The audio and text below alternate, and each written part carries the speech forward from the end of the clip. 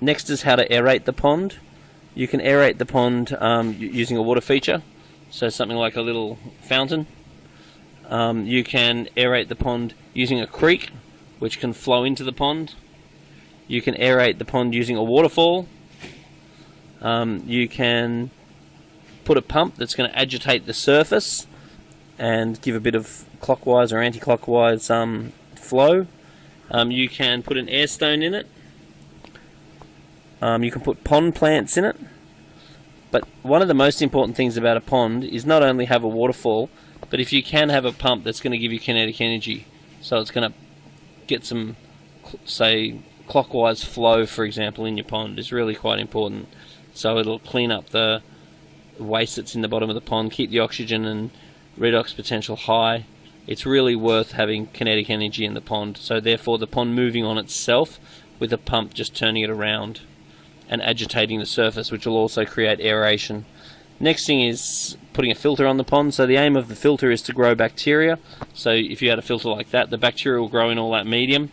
In a filter like this, the bacteria grows in here.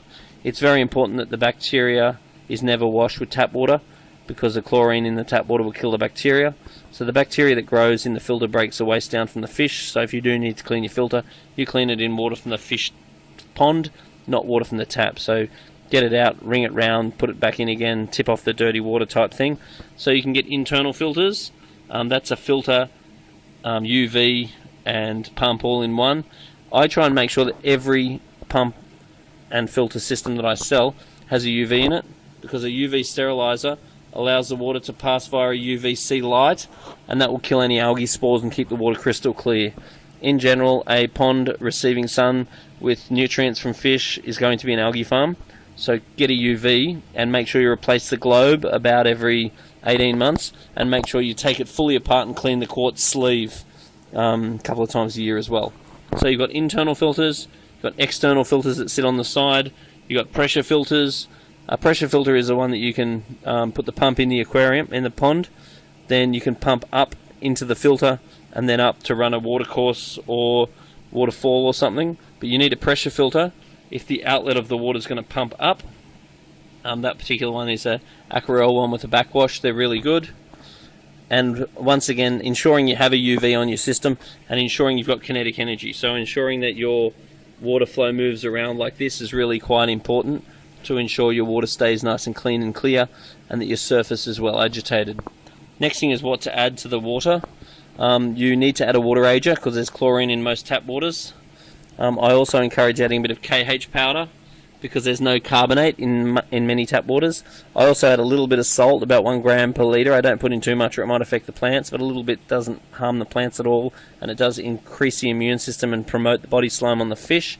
We also tend to add a little bit of bacteria enhancer, such as Bactamax, just to make sure that we do get those good bacteria in the filter. So it's really important you never run the hose straight into the tank. You want to treat the water before you put the water in the aquarium, in the pond. And you also want to make sure that when you're doing a top-up, which is not a water change, that you don't put salt. So that was just a little bit of information on how to keep a garden pond. Basically, it is extremely easy to keep a garden pond, and if your pond is not absolutely thriving with beautiful water plants and healthy, happy fish, then just email me, paul@majesticaquariums.com.au, and I can probably help you out. If you send me your water results and you send me a little video of your pond running, then there's nothing I can't fix. I've been in the industry for 22 years. I've seen it all. I've done it all. I've fixed it all. And I do enjoy it. So if your pond isn't the way you love it, first thing I want to do is introduce you to our YouTube channel. Go to majesticaquariums.com to see our website, and go to Majestic Aquariums TV on YouTube. Assumably you're watching this on YouTube right now, so just click subscribe and put little comments down the bottom if you want to comment or ask questions on our videos. And if there's any way that we can help you have the pond that you dream of, then let us know, because it is something that we really love doing. Having a garden pond is absolutely a feature to any backyard.